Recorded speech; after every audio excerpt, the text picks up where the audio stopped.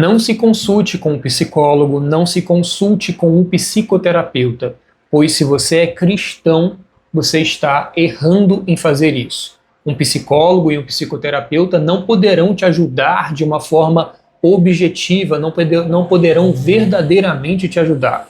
Eles não são como médicos que, por exemplo, conseguem detectar uma doença de uma forma objetiva, irrefutável, através de um determinado exame e te dá o procedimento ou o medicamento correto para que você se cure. A psicologia não é assim. É mais ou menos isso daí que provavelmente vai falar o vídeo que a gente vai reagir hoje. Eu já reagi a um vídeo desse canal, eu não tenho nada contra essa moça e você vai perceber isso durante o vídeo. É apenas um vídeo que eu vou gravar reagindo às falas dela. Mas ela provavelmente, assim como no primeiro vídeo que eu reagi, vai estar aqui na descrição, caso você não tenha visto, recebeu um feedback muito bom essa reação.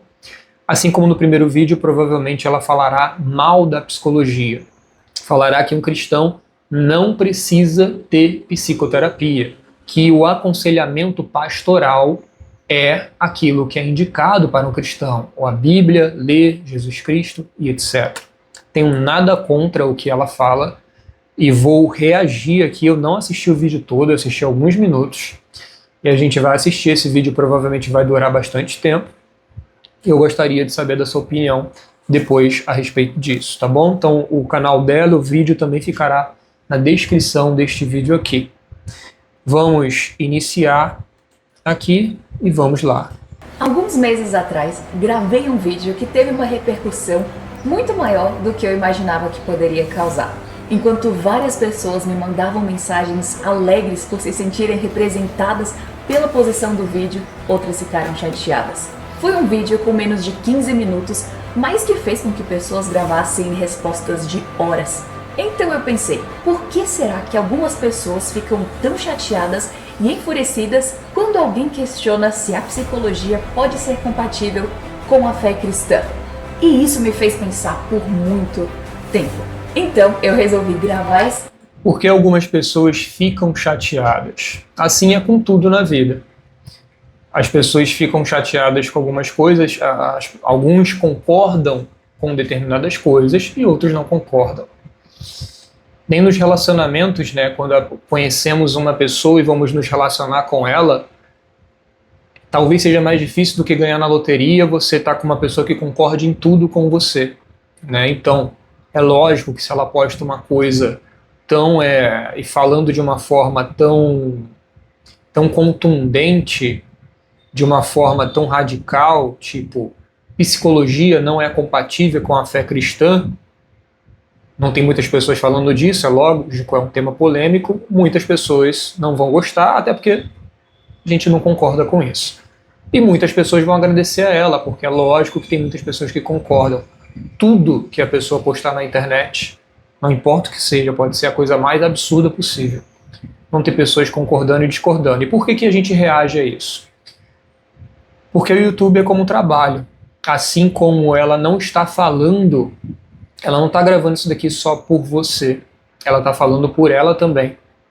Você vai perceber que o vídeo dela tem roteiro, dá para perceber quem entende um pouco, né? Ela não está falando só o que vem da cabeça dela. Ela estudou, leu algumas coisas, a gente vai falar sobre isso, e ela trabalha com isso, ok? Ela provavelmente ganha dinheiro com isso. Assim como eu também, hoje o YouTube está fazendo parte do meu trabalho. Então eu estou reagindo àquilo que eu acredito que é de interesse do meu público, que vai ajudar meu público e que as pessoas vão assistir também. Pelo que eu olhei no canal dela, ela gosta de buscar assuntos polêmicos. Isso se torna um hábito ao longo do tempo, quando você percebe, inclusive Pablo Marçal utilizou essa estratégia, né, fazendo cortes de vídeos polêmicos. Isso se torna uma maneira de viver na internet quando você posta uma coisinha e percebe a tamanha audiência que isso dá quando é um assunto polêmico. Infelizmente, o problema é quando você começa a se vender por conta disso. Esse é o único problema. Não tem problema falar sobre isso. O problema é quando você começa a viver disso e se vender e falar besteira às vezes com relação a isso. Não estou dizendo que é o caso dela, porque eu nem ouvi o vídeo ainda, tá bom? Vamos lá. Esse vídeo para descobrir a verdade sobre a psicologia, que chegue no fundo da questão, para poder ajudar pessoas como você e eu, de todas as idades, para termos clareza sobre esse assunto tão presente na vida moderna. E eu percebi que eu ia ter que buscar respostas para perguntas difíceis, como: será que a terapia pode ser ruim para pessoas, especialmente para os mais vulneráveis, como crianças? Será que diagnósticos psicológicos e psiquiátricos são verdadeiros ou são baseados em opinião? O DSM é Eu vou acelerar um pouquinho o vídeo. uma fonte confiável? Existem os desequilíbrios químicos? Essas perguntas nos levam a uma questão maior. A psicologia é um aliado ou um cavalo de Troia na igreja? E para isso a gente precisa começar do começo. Então, como começa uma sessão de terapia? Por exemplo, se eu quero começar a dirigir, eu tenho que passar semanas estudando sobre os riscos e cuidados que eu tenho que tomar quando estiver ao volante. E no meu caso, o meu professor de autoescola escolheu os vídeos dos acidentes mais feios para que nós tivéssemos uma noção muito grande dos riscos que nós estaríamos assumindo ao dirigir. E você sabe que todo remédio tem uma bula explicando quais são os efeitos colaterais que aquele remédio pode gerar. Mas será que existem efeitos colaterais da terapia em si? Quando eu pesquisei mais sobre isso, encontrei artigo de 2 pesquisadores e psiquiatras alemães, Michael Linden e Marie-Louise Germolli-Haupt, que até mesmo foram citados no Psychology Today, uma revista e o maior portal de psicoterapia. E eles dizem assim: há um consenso emergente de que eventos indesejados devem ser esperados em cerca de 5 a 20% dos pacientes de psicoterapia. Eles incluem falha no tratamento e deteriorização dos sintomas, surgimento de novos sintomas, suicídio, problemas ocupacionais ou estigmatização, mudanças da rede social, tensões nos relacionamentos, dependência de terapia ou enfraquecimento da autossuficiência. Eu nunca tinha ouvido falar sobre isso antes. Na verdade, pouco tempo depois de lançar o outro vídeo, lançou nos Estados Unidos um livro chamado Bad Therapy: Why Kids Aren't Growing Up. Terapia ruim porque as crianças não estão crescendo, de Abigail Shrier, uma jornalista investigativa formada pela Columbia College, com um bacharel de filosofia na Universidade de Oxford e com Juris Doctor pela Yale Law School. E nesse livro ela elabora que psicólogos e terapeutas de hoje em dia nem mesmo têm o interesse de falar sobre os efeitos colaterais, porque senão perdem o cliente e então acabam não tendo o interesse que a pessoa melhore. E ela fala sobre isso numa entrevista com o Dr. Albert Mohler, dizendo assim: Yeah, and I don't mean to imply that the therapists don't believe in what they're doing. I think by and large, I should assume that they do. But there is a commercial application to this and a professional pressure because, and you point this out in several different ways in your book, and that is that if they're ever successful, they're out of business.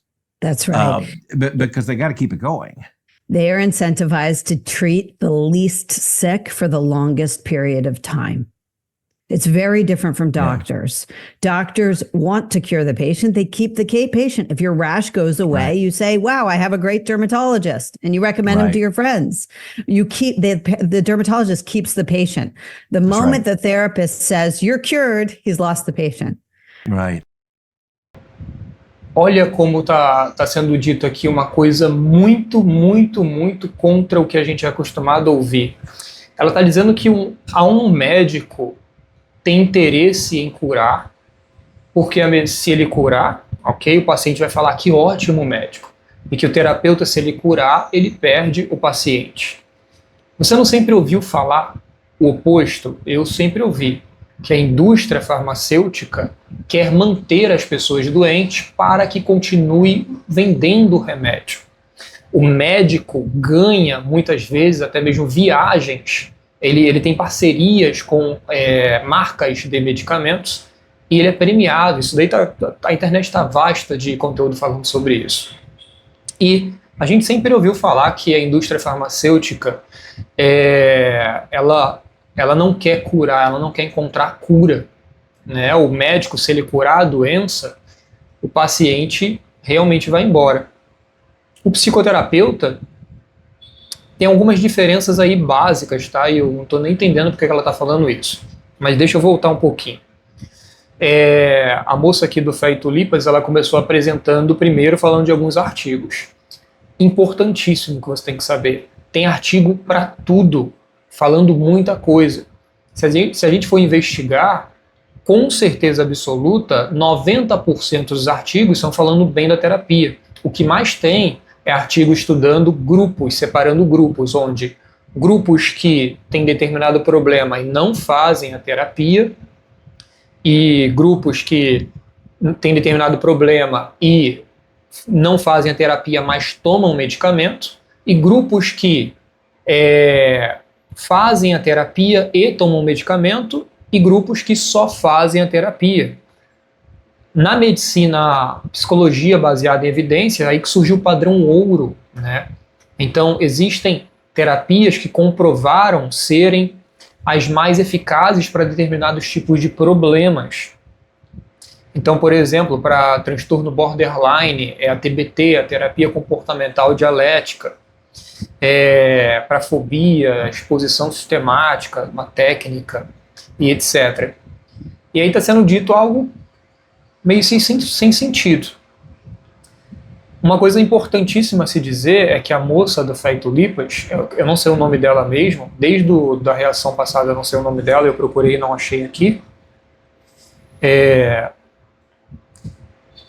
Ela, por conta do que repercutiu no vídeo anterior, o que ela fez? Ela primeiro pensou, vou gravar um próximo vídeo. E aí ela pesquisou de uma forma enviesada. Isso é natural, tá bom? Isso não tem nenhum problema. Como enviesada? Eu vou buscar artigos científicos que possam embasar meu próximo vídeo para que eu possa afirmar a minha opinião. E é lógico, se existem 40 mil artigos científicos, ela não vai ler os 40 mil artigos científicos, ela vai procurar quais são os artigos científicos que falam aquilo que ela concordaria. E aí então ela vai gravar o vídeo dela. Tá? Mas é uma coisa muito diferente o que está sendo dito aqui.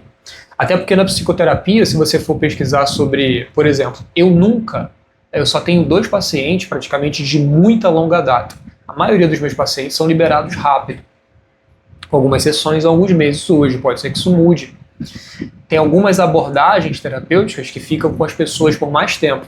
Inclusive, essa comparação aí, ela provavelmente está sendo feita, eu acho, tá, com a terapia psicanalítica, que é uma terapia que durante muito tempo foi conhecida por ficar com a pessoa a vida inteira, muitos anos, e que tem algumas coisinhas que foram descobertas sobre ela que não são legais. Mas vai depender também do psicoterapeuta, do psicanalista. Mas a terapia cognitivo-comportamental, ela quer tratar a pessoa rápido, resolver o problema e liberar ela. A terapia que eu trabalho também, eu quero que a pessoa fique boa e libere ela. Não quero ninguém dependente de mim. E eu até costumo dizer, se você acompanhar meus vídeos, você vai perceber que a coisa principal que um terapeuta pode fornecer, pode ajudar o seu paciente é alcançar a autonomia, é ensiná-lo a cuidar de si mesmo, é ensiná-lo a viver uma vida, e isso pode ser inclusive em comunhão, pode ser junto na religião dele, pode ser viver também com a religião dele, praticar a religião dele, mas fazer coisas que vá ajudando ele ao longo do tempo na saúde mental dele, ter uma vida terapêutica, indo na igreja, fazendo exercícios físicos, meditando e etc. E aí, vivendo assim, logicamente, você aprenderá, por exemplo, se um dia eu estou mais estressado, o que eu preciso fazer? Eu vou mais na igreja, eu vou frequentar mais o culto. Eu vou meditar mais, eu vou me exercitar melhor, vou dormir melhor. A pessoa precisa saber essas coisas para ter autonomia. E, no meu ponto de vista, toda terapia deveria apontar nessa direção. Vou ajudar o meu paciente a ficar bom e ensinar a ele o que precisa ser feito para continuar bom, para que ele seja autônomo, segundo a sua própria saúde mental. Vamos continuar aqui. Olha isso. No momento em que o terapeuta diz, você está curado, ele perdeu o paciente. E isso porque o princípio por trás é manter o menos doente pelo maior período de tempo. No momento que o nutricionista, no momento que o médico, no momento que o advogado, todo o trabalho tudo, na verdade, né, resolveu o problema, o cliente está liberado, o paciente está liberado. Médicos também são assim, tá? Assim, tem malandros em todo tipo de profissão. Tem mecânico, por exemplo, que você leva o carro bom para ele lá e ele inventa um problema. Agora, na terapia tem fila, tem muita gente. Às vezes, você precisa dispensar,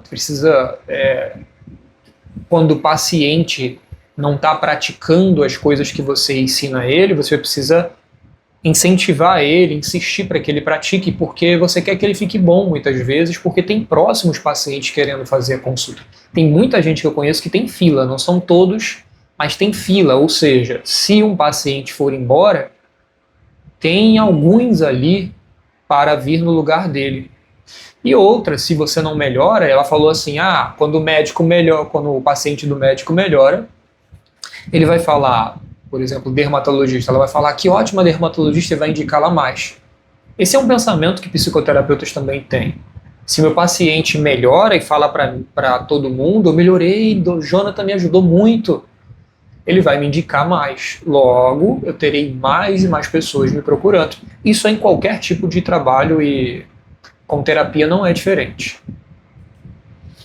Uau! Mas ainda tinha o tópico principal do livro de Schreier, que é o porquê a intervenção terapêutica é ruim para crianças. Você já percebeu que o nosso coração fica sensível quando nós falamos sobre crianças? Porque nós reconhecemos a vulnerabilidade delas e queremos protegê-las. Mas e se as tentativas terapêuticas fizerem mal a elas? The problem with a child is a child doesn't usually have the life experience or judgment or resources to push back, to say, you know what, I know what your experience or Fizerem mal a elas. The problem with a child is a child doesn't usually have the life experience or judgment or resources to push back, to say, you know what, I know what you're saying about my mom, but I wouldn't call her toxic. Okay? A child can't say that. A child's not going to say, you know what, I know I was bullied a little in middle school, but I don't think I have TSP é transtorno de estresse pós-traumático. Aí ela está dizendo assim, uma criança não vai conseguir contrariar, né, o terapeuta. Se o terapeuta falar, você tem transtorno de estresse pós-traumático porque você sofreu bullying, uma criança não vai contrariar. Só que o terapeuta não vai ficar colocando rótulos, a não ser que a criança demonstre isso. E outra, tá? Por exemplo, eu não trabalho com diagnóstico, eu não dou diagnóstico para ninguém. Ela está falando aí de algum tipo de terapia específica, tá? Não é qualquer terapeuta. PTSD. That sounds to me like an exaggeration. Child can't say that. So the ability to really change a child's self-perception and create damage in the family is so much greater. Isso é verdade. Uma criança não consegue contra-argumentar contra uma suposta autoridade. Então, quando o terapeuta diz para uma criança que a mãe dela é narcisista, essa criança não consegue articular algo do tipo, não, a minha mãe estava estressada nessas últimas semanas, mas não chega a esse ponto. E então, a maioria das pessoas não faz isso. A maioria das pessoas não tem esse pensamento. A pessoa estava estressada nos últimos dias, mas não chega a ser narcisista. Infelizmente, o que a gente vê em redes sociais, por aí, é todo mundo rotulando todo mundo. Isso é uma coisa que o terapeuta também ensina. Ensinar que não é para ficar se rotulando e rotulando os outros. Isso é uma coisa que a terapia ensina. Eu pego muito firme isso nas minhas sessões de terapia. Eu não quero que as pessoas se prendam a rótulo nenhum, nem mesmo se elas já vierem com um rótulo dado por um outro profissional. Ainda que ela tome algum tipo de medicamento, ainda que ela tenha algum tipo de tratamento que ela precise fazer por conta do diagnóstico dela, eu não quero que ela fique preso no rótulo. Eu quero que ela faça o que precisa ser feito, beleza, não tem como eu tirar um diagnóstico que alguém deu, principalmente um psiquiatra, que é o considerado, de certa forma, o patamar máximo ali para a questão de diagnosticar transtornos que ela vai falar, inclusive, né? Transtornos que possam ser de origem biológica, mas é extremamente negativo uma pessoa se prender a um rótulo. Extremamente negativo. Mas vamos lá. Então, ela acredita no seu terapeuta sem questionar. E isso não apenas causa conflitos na família, em relacionamentos, mas também tem a questão da confusão de gênero, que tem acontecido cada vez mais quando psicólogos começam a sugerir coisas que a criança jamais cogitou. E a própria autora Abigail Shrier elabora mais isso no livro Irreversible Damage, dando... Aí entra no assunto polêmico, né, que são psicólogos, né, e aí infelizmente existe isso, terapeutas e terapeutas que às vezes são de extrema alguma coisa, uns são de extrema esquerda, outros de extrema direita. É difícil achar alguém que não tem posicionamento político, assim, não que seja de centro, não, mas é que reconheça que tem gente doida de todos os lados, né? Eu, pela minha experiência, né, tem gente doida de todos os lados. Tem gente doida ateu, cristã, religioso, tem gente doido de direita, de esquerda, gente doida de todos os lados.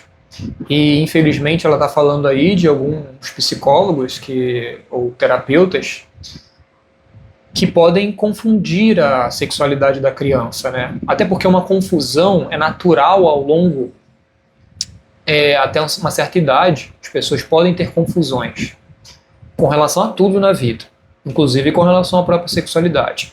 E se ela receber uma ajudinha, infelizmente ela pode levar a sexualidade ali para um determinado lado. Eu não estou querendo explicar aqui a transexualidade, etc. Não é isso, tá? Eu estou falando que crianças, adolescentes passam por fases passam por crises, por dúvidas, e que se uma autoridade, e inclusive dentro da igreja, tá? Inclusive em qualquer lugar, falar para ela alguma coisa, ela pode considerar aquilo ali como a verdade. E ela pode se inclinar para um determinado lado, não importa, não estou falando aqui que é só sexualidade, qualquer coisa, por conta de alguma coisa que alguém disse para ela. Não que ela vá ficar naquela direção ao longo do tempo, não que isso vai ser determinante, mas não sei, tá? Não sei. O que eu sei é, assim como dar diagnósticos, assim como dar conselhos para pessoas, principalmente para crianças, se aquilo se impregnar na cabeça de uma pessoa, e lembra, isso não acontece só em terapia, isso acontece em qualquer lugar, onde quer que você esteja com pessoas, principalmente quando você fala com alguém que você deposita autoridade, principalmente autoridade que você acredita que veio de Deus. É por isso que na religião também tem muitas coisas terríveis. Eu vou contar uma coisinha aqui braba, tá, para você lembrar, mas por exemplo, aqui no Rio de Janeiro tinha uma favela chamada, se eu não me engano, tem isso num documentário do Tony Robbins, né? Na Cidade de Deus tinha uma igreja, não sabemos o nome, e que um pastor, né, se aproveitou e ele conseguiu convencer ali uma família inteira que ter relações com ele era de Deus. Algo mais ou menos assim, você encontra no documentário Não Sou Seu Guru, do Tony Robbins, tem uma mulher que conta toda essa história dela muito comovente. A família inteira acreditou no cara, crianças e adultos.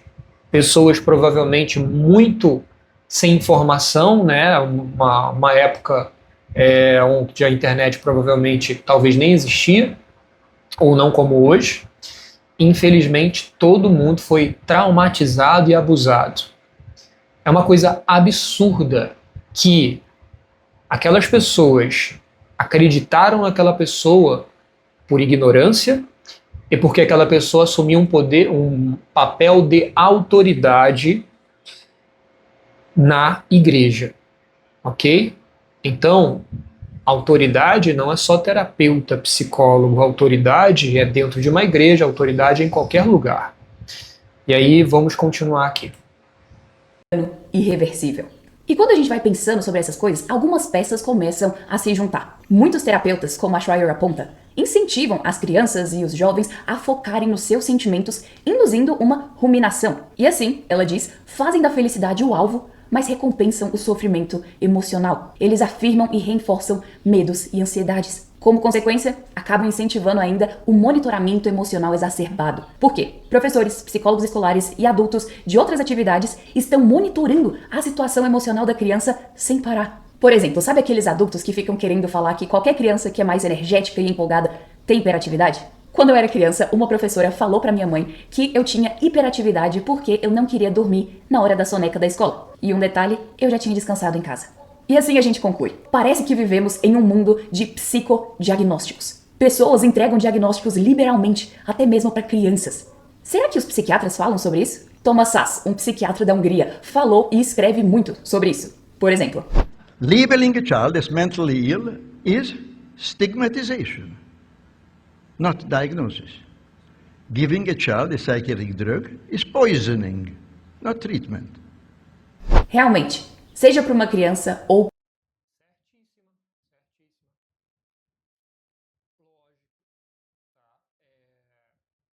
eu tenho um pé atrás com diagnósticos, porque infelizmente existe isso, né, de você ficar taxando.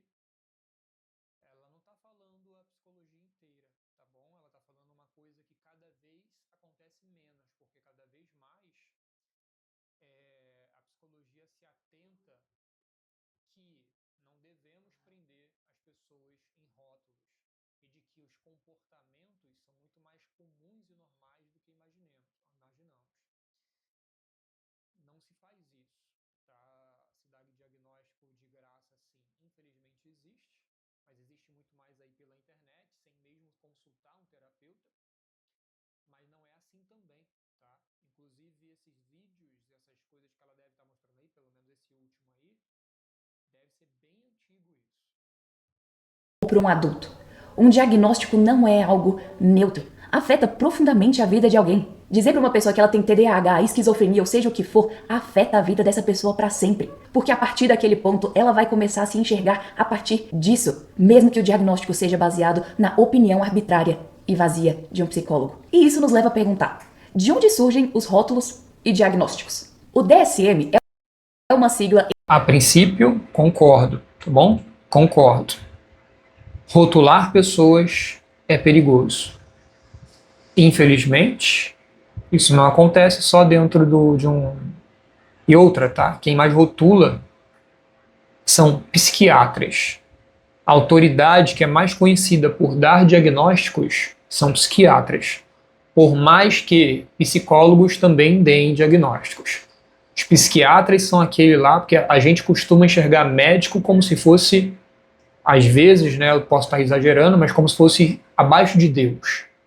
Tudo que o médico fala sobre doença, saúde, muitas pessoas acreditam que é o correto. E quem dá com muita facilidade diagnóstico é psiquiatra. Tá? Psicólogos treinados costumam ser muito mais exigentes tomarem muito mais cuidado antes de rotularem uma pessoa. Porque a psicologia sabe da subjetividade, sabe que é muito subjetivo. O que é subjetivo? O ser humano não é uma máquina. Não é porque ele tem um determinado comportamento, e esse comportamento é de um depressivo ou de um bipolar, que ele tem depressão ou bipolaridade. Psicólogos, terapeutas, psicoterapeutas sabem da subjetividade. A subjetividade é uma coisa muito falada. Ou seja, as coisas não são tão preto no branco. Existem muitas nuances. As coisas não são tão objetivas, né, que é o oposto de subjetivo. Não são tão sólidas, palpáveis. É preciso ter uma certa flexibilidade e não ficar taxando que deprimido tem isso, e quem tem isso tem depressão. Ansioso tem isso, e quem tem isso tem transtorno de ansiedade. Os psicólogos, psicoterapeutas, terapeutas são menos assim. quem é mais assim costumam ser os psiquiatras, porque psiquiatras são médicos e médicos, eles lidam muito com o físico.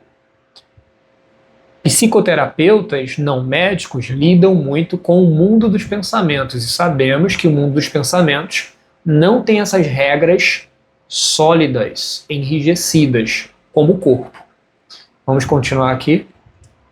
Em inglês, que traduzido significa Manual Diagnóstico e Estatístico de Transtornos Mentais. Alguns resumem como sendo a Bíblia da Psiquiatria. E esse manual, primeiramente, foi criado em 1952 como o DSM-1 e com o tempo mais e mais revisões foram sendo propostas até que hoje chegou no DSM-5-TR. Mas eu descobri que o manual em si é motivo de muita controvérsia na própria psicologia e psiquiatria. Será que as doenças e desordens descritas ali são fundamentadas em pesquisas empíricas e científicas, como muitos advogados da psicologia alegam ser? Ou será que é a simples opinião e votação ocasional de um grupo de pessoas? Para entender, eu quero ouvir pessoas que sejam desta área.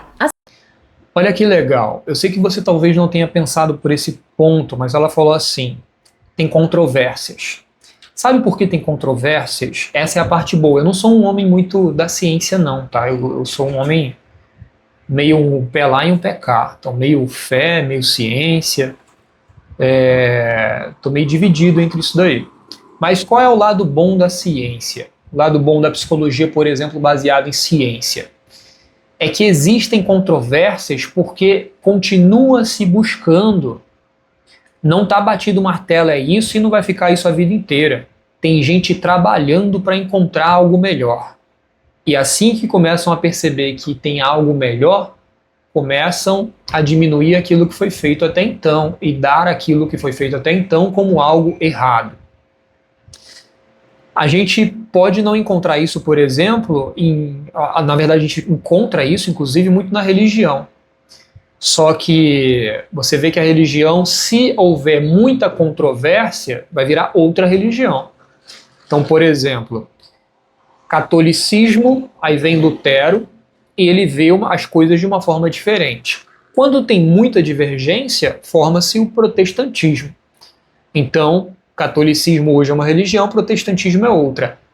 A psicologia vai continuar sendo psicologia, só que, lógico, assista o meu vídeo anterior. Psicologia são várias psicologias, porém, é natural que existam controvérsias porque continua se buscando constantemente a melhora.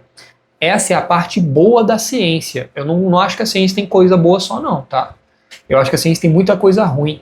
Só que a parte boa da ciência é essa. Se as pessoas realmente exercerem ciência, elas vão ficar se confrontando o tempo todo e se questionando e vão tentando verificar se realmente estão certas.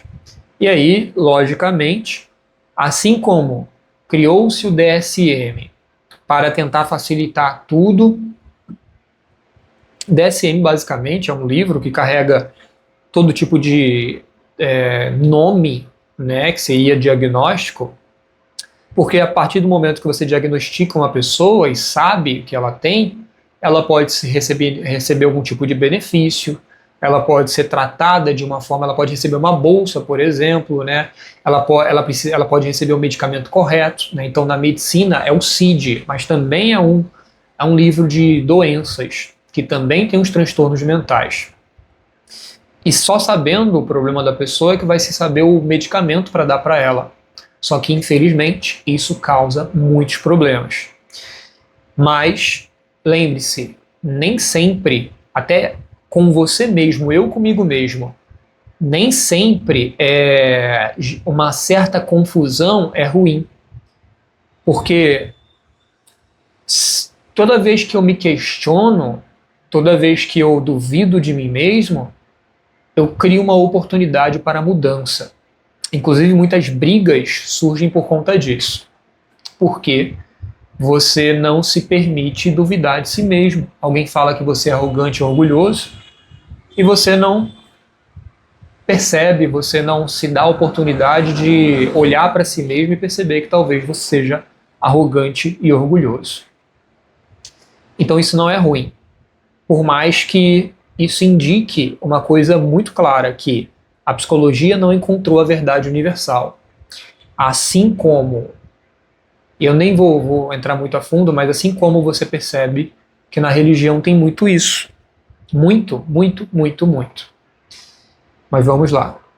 Assim, eu encontrei o artigo The Validity of DSM an Overview, a validade do DSM, uma análise, escrito pelo Dr. Terry Lynch, um psicoterapeuta irlandês. E ele disse que o problema do DSM é que todas as edições refletem apenas opiniões dos seus escritores. Será mesmo? Continuei lendo sobre o assunto e encontrei a doutora em psicologia Renee Garfinkel, que disse sobre o DSM-3, que foi considerada a edição mais significativa de todas. Ela disse assim: o baixo nível de esforço intelectual foi chocante. Os diagnósticos foram por maioria de votos no nível que usamos para escolher um restaurante. Você está com vontade de comida italiana? Eu de comida chinesa. Portanto, vamos à cafeteria. Então, é digitado em um computador. Mas não só ela. Também em Blaming the Brain, Elliot Wallenstein, falecido psicólogo americano e professor universitário de psicologia, disse: o DSM-4 não é um documento emocionante. É puramente descritivo e não apresenta novos conhecimentos científicos e quaisquer teorias sobre as causas dos muitos transtornos mentais que lista. Mas não apenas eles. O Dr. Paul Genova, psiquiatra formado em Harvard, escrevendo para Psychiatric Times, disse: o sistema de diagnóstico DSM perdeu sua utilidade em cerca de 2 décadas atrás. Deveria ser abandonado, não revisado. E provavelmente o que mais me chamou a atenção foram as palavras de Dorothy Rowe, psicóloga australiana, que escreveu: exceto quando se trata de lesões cerebrais demonstráveis, o DSM não é um documento válido. Nenhum dos transtornos mentais incluídos no DSM mostrou ter uma causa física demonstrável. Os psiquiatras podem falar sobre desequilíbrio químico do cérebro e genes que causam depressão ou esquizofrenia, mas não há provas científicas que apoiem essas ideias. Mas não há provas científicas, depressão ou esquizofrenia. Viu que ela falou aqui, ó? Os psiquiatras podem. Quem pega mais firme nisso de rotular a pessoa segundo aquilo que é indicado como um desequilíbrio químico e que pode ser corrigido com medicamentos, quem bate mais o martelo com isso, geralmente é a medicina, a psiquiatria, que ela vai lidar com os problemas muito mais vendo eles como de origem orgânica, problema de desequilíbrio mental. Eu não vejo assim, tá? Não vou explicar aqui a forma como eu vejo, porque senão a gente vai ficar mais tempo do que a gente ficaria. Do cérebro e genes que causam depressão ou esquizofrenia. Mas não há provas científicas que apoiem essas ideias. O DSM é uma coleção de opiniões. Quando os comitês de psiquiatras mudam suas opiniões, um transtorno mental pode ser removido do DSM e um novo incluído. Por que será que isso acontece? Então, eu resolvi ler mais sobre o que o psiquiatra Thomas Szasz chamou de... Por que isso acontece? Porque estamos lidando com algo subjetivo. Não... A gente está lidando com...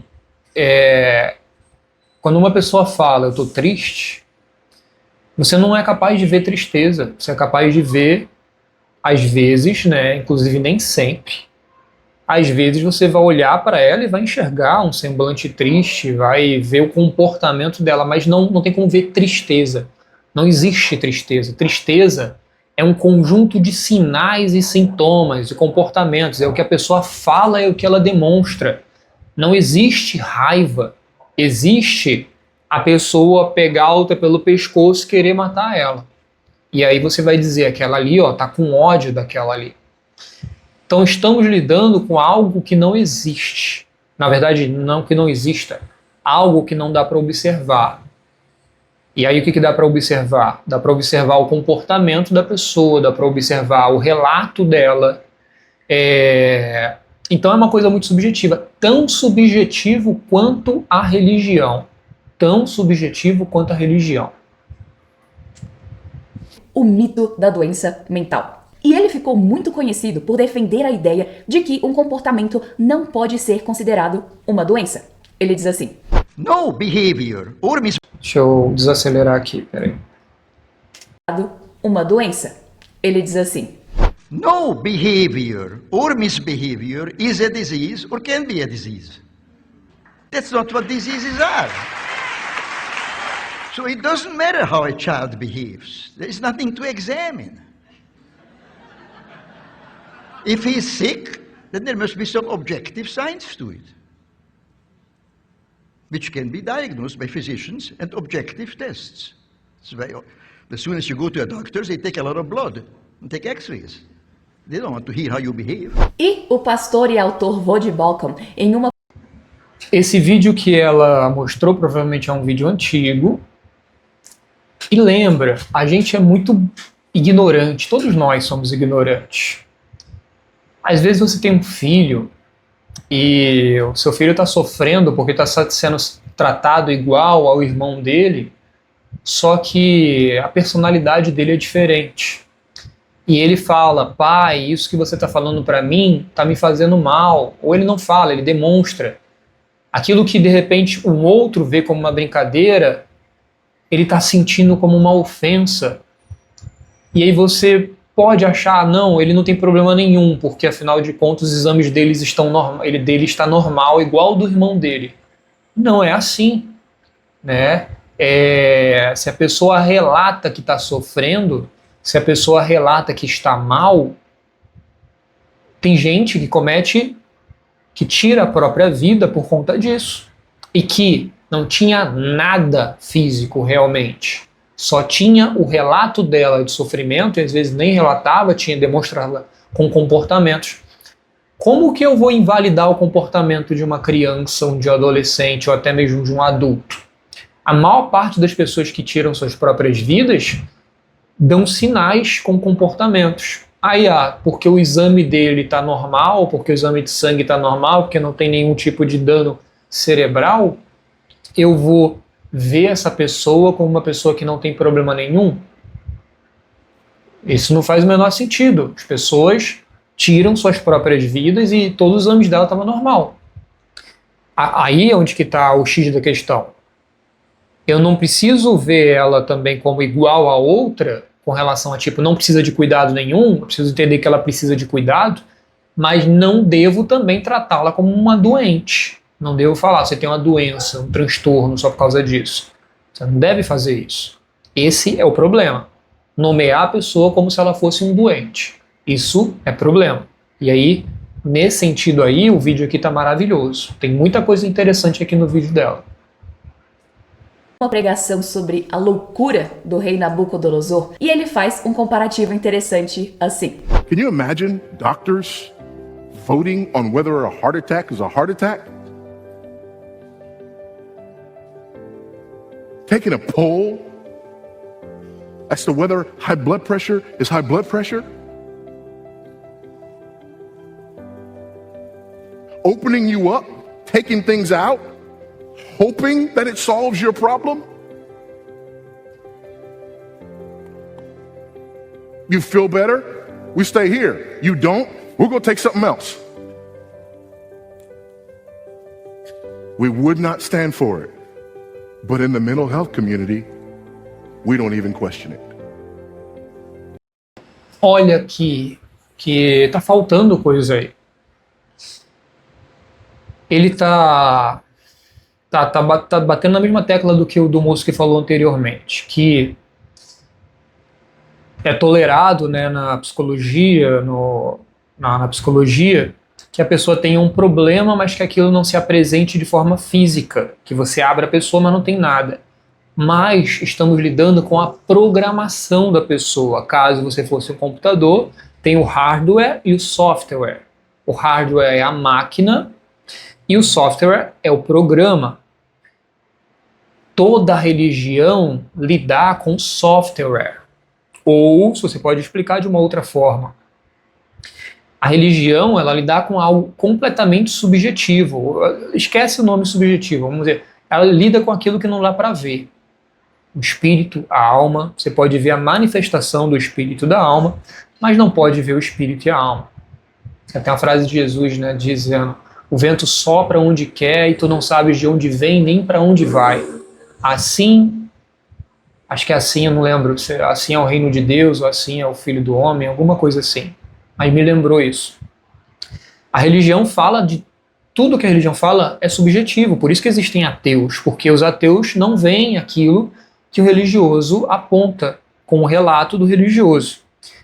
A psicologia não é religião, mas ela lida com algo extremamente subjetivo. A mente. E não é só a psicologia não, tá? A religião também lida com a mente. Ela vai falar aí, eu cheguei a acompanhar uma outra parte aí que ela vai falar já uma coisa dessa. Mas budismo também vai lidar com a mente. Todas as religiões vão pegar na mente também. Antes que eu esqueça, você já viu por acaso uma pessoa que esteja bem mentalmente e mal espiritualmente? Ou bem espiritualmente e mal mentalmente? Para ficar mais claro, você conhece alguém que você possa dizer assim, caramba, essa pessoa está muito, muito, muito mal espiritualmente, mas ela é melhor do que eu mentalmente. Não tem isso. Por quê? Porque as coisas, de certa forma, ambas se misturam, né? Aquilo que vai ser considerado um problema espiritual, muitas vezes vai ser a mesma coisa considerada um problema mental. Isso merece um vídeo só para isso, só com argumentos a respeito disso. Uma das coisas que eu mais gosto é ler sobre religião e psicologia. Vamos lá. That, my friends, is a huge problem. É realmente um grande problema. Mas e a questão dos desequilíbrios químicos que dizem ser a causa da depressão e ansiedade? Vojibolkan explica que não é como o batimento cardíaco e pressão sanguínea que existe um número padrão que serve de base. Isso porque as químicas não são passíveis de teste. E o psiquiatra Dr. Ron Leifer disse exatamente sobre isso. Não existe desequilíbrio biológico. Quando pessoas vêm até mim e dizem, tem um desequilíbrio bioquímico, eu digo, mostre-me seus exames de laboratório. Não tem exame de laboratório. Então, qual é o desequilíbrio bioquímico? E o Dr. Bolkan ainda conta sobre a reação de um amigo ao descobrir isso. Had a dear friend of mine over my house. We were having a discussion about this. No! There's no test for. Perguntar, como será então que acontecem os diagnósticos na prática? Existem ou não elementos objetivos a serem analisados? Bom, eu acredito que a National Alliance on Mental Illness, Aliança Nacional sobre Doença Mental, deve saber dizer algo para esclarecer isso. Eles dizem assim, ao contrário de diabetes ou câncer, não existe nenhum exame médico que possa fornecer um diagnóstico de doença mental. Um profissional de saúde pode fazer uma série de coisas em uma avaliação, incluindo exame físico e monitoramento de longo prazo para descartar quaisquer condições médicas subjacentes que possam estar causando os sintomas. Eles disseram claramente, não existe nenhum exame médico. Com isso, eu lembrei de algo que é dito no livro Psicobaboseira, em que o Dr. Richard Gans explica sobre uma situação um tanto assustadora de um experimento social em que um professor de psicologia e direito na Universidade de Stanford com alguns outros pesquisadores foram a hospitais psiquiátricos para serem admitidos e lá todos disseram as mesmas palavras. Sinto-me vazio ou sinto-me sem nada por dentro. Depois de serem admitidos, passaram a agir normalmente. O tempo deles variou de 7 a 52 dias de internação e todos saíram com um rótulo de esquizofrênico em remissão. E Gans pontua que se não fosse um experimento social, eles viveriam pelo resto da vida com um rótulo terrível de esquizofrenia, mesmo tendo sido fingido o tempo inteiro. Claramente mexe com alguém ser rotulado. Essa experiência que ela está falando, que pessoas foram a um determinado lugar, um hospital, foram de certa forma internadas, pessoas boas, foi um experimento. Essas pessoas foram internadas e, logicamente, esse hospital psiquiátrico, essa clínica, deveria manter as pessoas que têm problemas. As pessoas não tinham, estavam lá interpretando. E elas interpretaram apenas falando uma frase, né? Sinto-me vazio, etc, etc. E receberam um rótulo. Nesse tempo, não existia psicoterapia como tinha hoje. Isso é coisa antiga. Não sei se eu vou encontrar aqui. Deixa eu ver. Experimento das pessoas que foram internadas. Experimento sobre...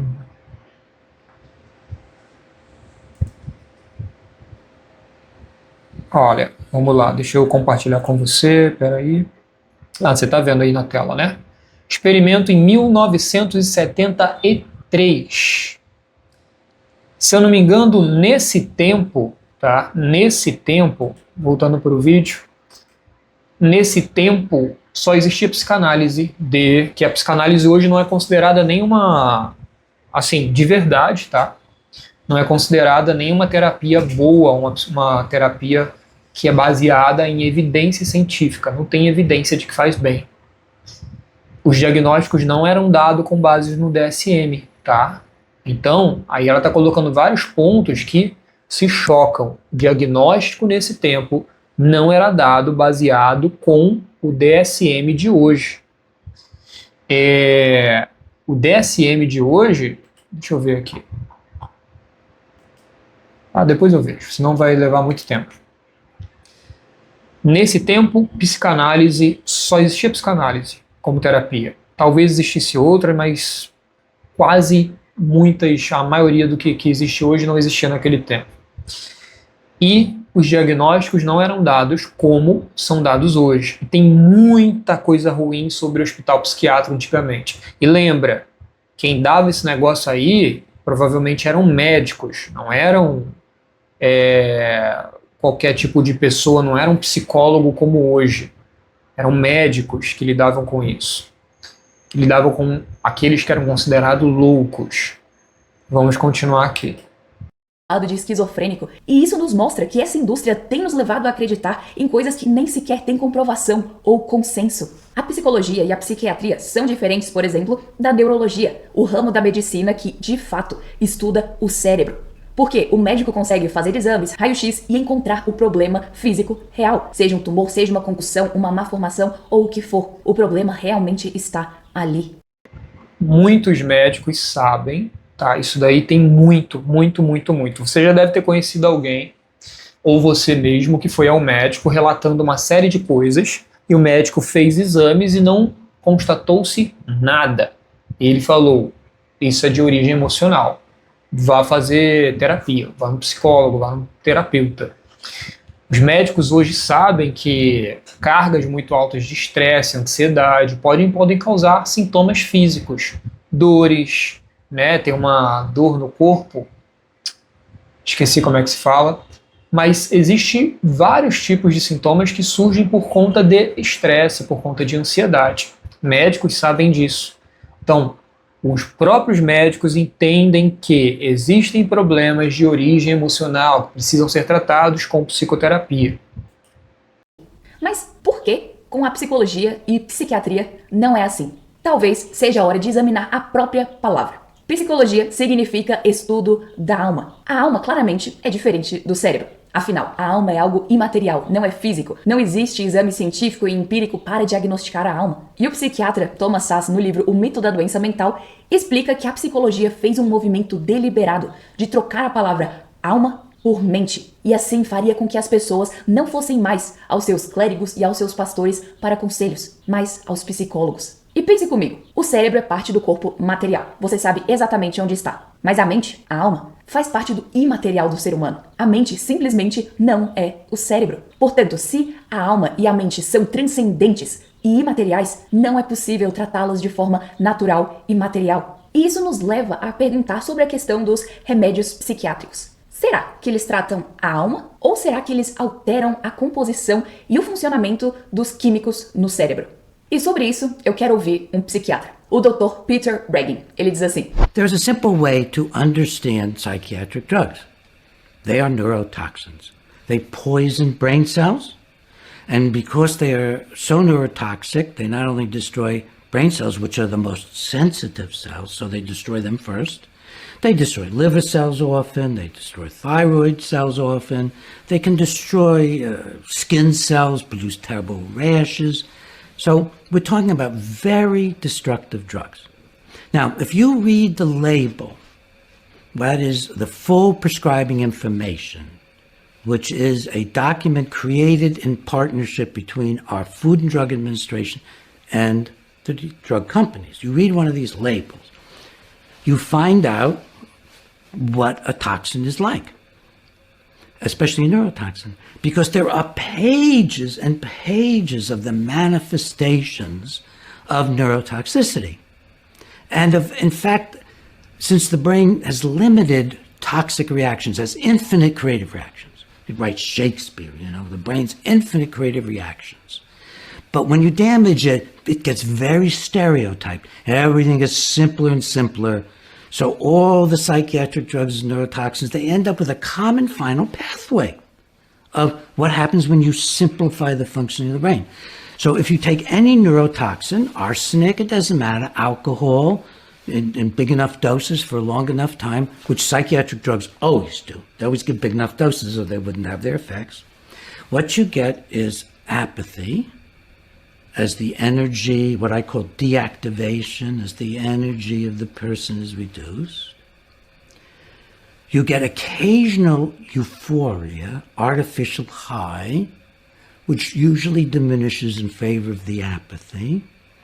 And because they afflict the frontal lobes, because they all massively cross the blood-brain barrier, they're hitting everywhere in the brain. That's why they're different from a knife wound even into the head. They're more damaging than that, because they're infiltrating the whole circulatory system of the brain. It's encapsulated, but every drug is tailored to get in there. So it's going through the brain, it's infiltrating the brain, and it's got to eventually hit all of the emotion and intellectual centers of the brain. And when you do that, the brain just becomes indifferent. It's close to apathy, but it's a little different. You just don't care anymore. You're just not engaged in life anymore. Nothing quite matters to you as much anymore. Realmente causa alterações no cérebro. E esse Olha, muito legal, muito legal. E realmente está certo. Os medicamentos são ET, como tem um médico que diz, né? O que é um ET? Extraterrestre. O medicamento é aquilo, é uma coisa... Primeiro que para ser patenteado, ele precisa não existir na natureza. Se uma planta... Você não pode patentear uma planta porque a planta não é de ninguém, é da natureza. Agora você pode patentear um medicamento. E por ser uma coisa que não tem na natureza, ela é tóxica. E realmente os medicamentos eles funcionam como inibindo um processo que está acontecendo naturalmente no cérebro. Ele pode interceptar algum tipo de neurotransmissor. Ele pode fazer algum tipo de dano mesmo, causar, e o cérebro, na tentativa de compensação ali, produz o efeito desejado. E infelizmente, realmente tem pessoas que ficam muito apáticas. Eu não gosto, não curto, tá? Assim, posso ser que eu mude minha opinião, eu estou estudando cada vez mais. Mas eu gostaria que as pessoas se tratassem só com psicoterapia quando possível. Mas aí eu te pergunto, você já viu uma pessoa louca? Aí lógico, eu estou falando de um caso extremo, não estou falando de uma pessoa que simplesmente tem sintomas de depressão, estou falando de uma pessoa louca para te dar o exemplo que eu vou te dar, o argumento que eu vou te dar. Existem pessoas que estão numa situação tão ruim, tão difícil, essas pessoas não vão à igreja, você não vai conseguir levá-las. Pessoas às vezes que estão gritando toda hora, pessoas que estão como se estivessem drogadas, só que não estão drogadas, elas estão com algum problema. Nesse caso, às vezes só o medicamento. Eu preferiria que a psicoterapia fosse feita sempre que possível sem utilização de medicamento. Eu sou muito chato com relação a ficar usando substâncias, aquilo que é conhecido como droga, e que vai causar algum tipo de problema ou até dependência física, biológica ou psicodependência, dependência psicológica, mas existem casos que são muito delicados. Então, fora esses casos delicados, eu acho que tudo que pudesse ser feito para tratar as pessoas, só que é lógico, infelizmente também não é todo mundo que vai se cuidar. As próprias pessoas, de forma autônoma, ao invés de corrigirem, por exemplo, né, uma pessoa que tem insônia, ao invés de corrigir a vida dela para voltar a dormir bem, ela mesma opta, né, ela mesma opta por beber, por tomar um medicamento e dormir muito rápido. E fazendo aquilo algumas vezes, ela cria uma dependência psicológica daquilo. Muitas pessoas fazem isso para atividade sexual. Já atendi muitos homens assim. E aí usam um determinado medicamento para ter um melhor desempenho sexual.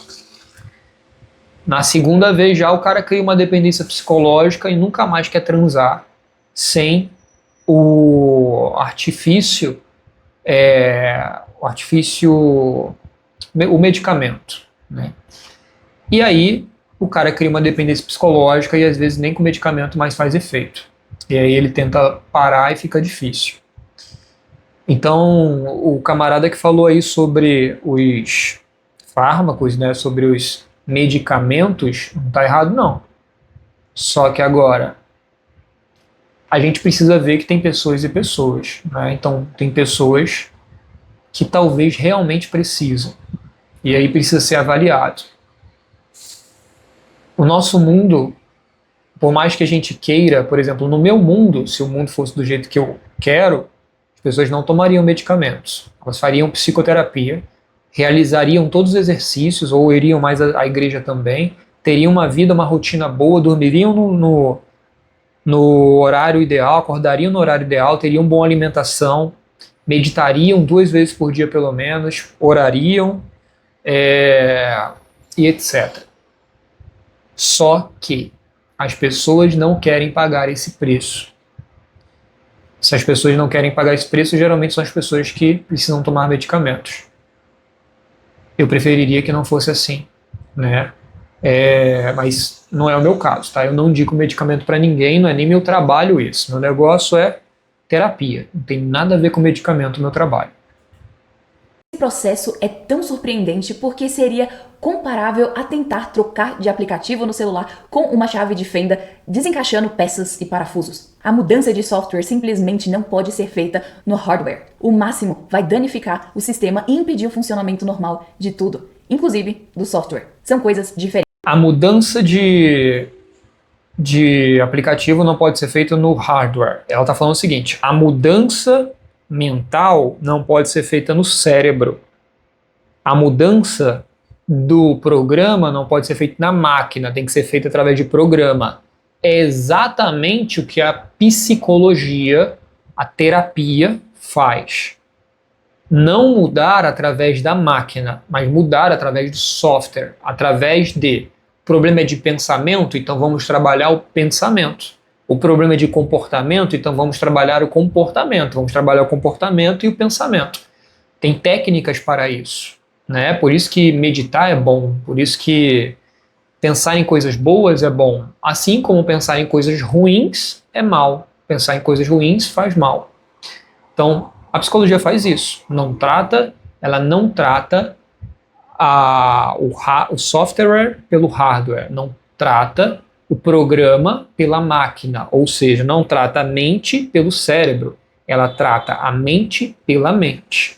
É isso que a psicologia faz, é isso que a terapia faz.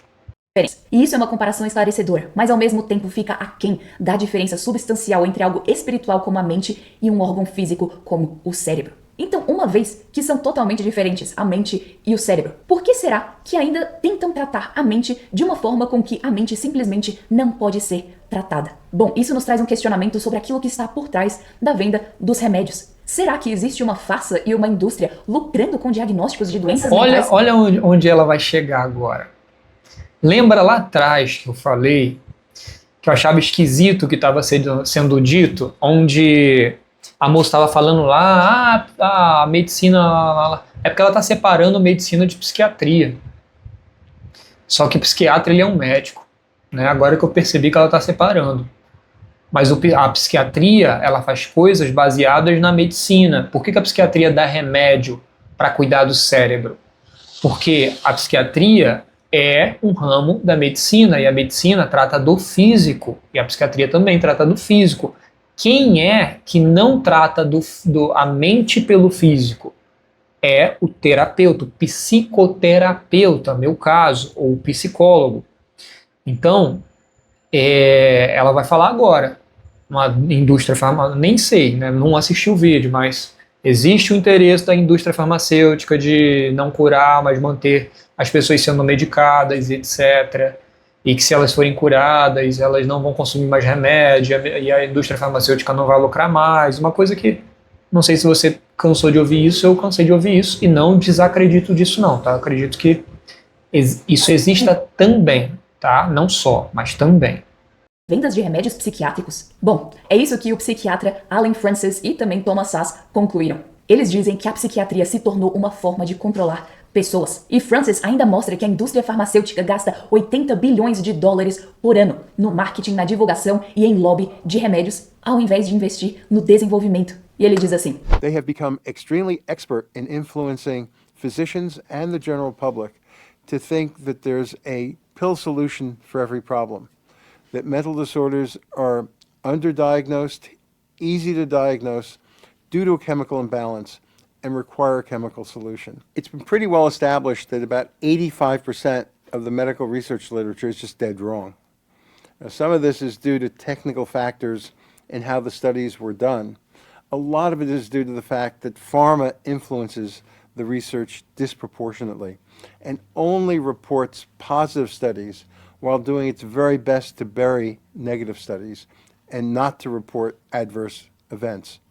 So that doctors are way too much influenced by the pharmaceutical power to control the research and their very aggressive and convincing marketing. realmente esse é um Acredito nisso, tá? Infelizmente, esse é um defeito do ser humano. Infelizmente. Essa moça aqui, ela tem um canal, Fé e Tulipas, ok? Um canal que fala de fé, fala de cristianismo, da religião, fala de algumas outras coisas aí que eu não sei porque eu não acompanho o canal dela. Ela, para construir esse vídeo, ela fez uma pesquisa enviesada. Tem milhares de artigos científicos e ela quis fazer uma pesquisa buscando aqueles que validariam os argumentos dela para criar esse vídeo. Por quê? Porque ela também lucra com isso. Lucra como? Com audiência, com likes, com comentários, talvez com dinheiro, se o canal dela for monetizado, não sei.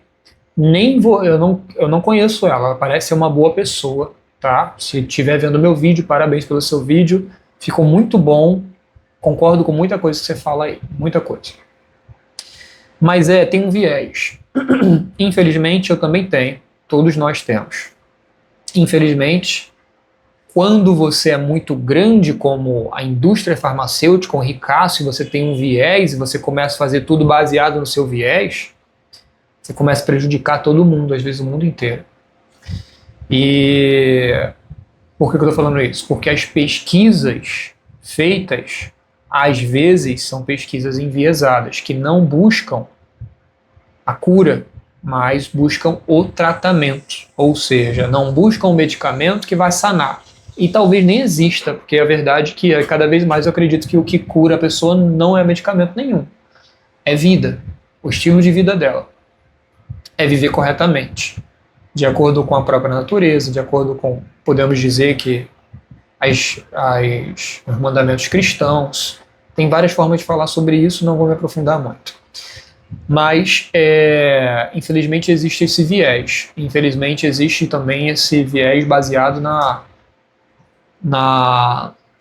gula, né? Nos lucros, infelizmente. É só isso. Não tem nenhuma pesquisa buscando a melhora? Provavelmente tem sim, com certeza, na verdade, tá? Não tem como todo mundo ser ruim também, né?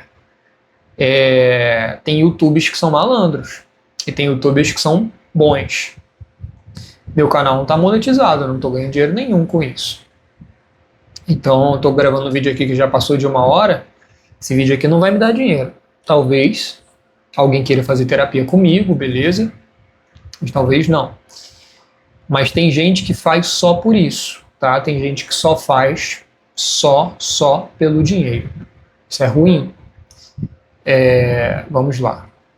um assunto muito grande e que tem muita coisa que nos deixa alertas aí. E analisar tudo isso e perceber essa grande indústria por trás me fez pensar se essa substância tóxica que realmente altera o nosso sistema, o nosso físico, se isso tem consequências para a nossa vida espiritual. Porque se o nosso cérebro não funcionar da forma correta, se ele ficar lento, alterado, sem dúvidas terá alguma consequência no nosso relacionamento com Deus. Por exemplo, O apóstolo Paulo nos diz em Romanos 12, no versículo 1, assim: Rogo-vos, pois, irmãos, pelas misericórdias de Deus, que apresenteis o vosso corpo por sacrifício vivo, santo e agradável a Deus, que é o vosso culto racional. O culto racional exige o uso da razão. Portanto, se a razão for afetada, consequentemente o nosso culto a Deus também será. E eu lembrei ainda de outra situação que o Dr. Gens relata no livro Psicobaboseiro. E dessa vez é sobre uma mulher cristã chamada Betty, que tinha ficado muito aflita com a possibilidade de correr riscos financeiros depois que o seu marido perdeu o emprego. E apesar de terem uma boa reserva, ela ficou obcecada com o medo de ficar pobre. A família e o pastor dela tragicamente decidiram que ela deveria ser internada em um hospital psiquiátrico. E depois de muito tempo,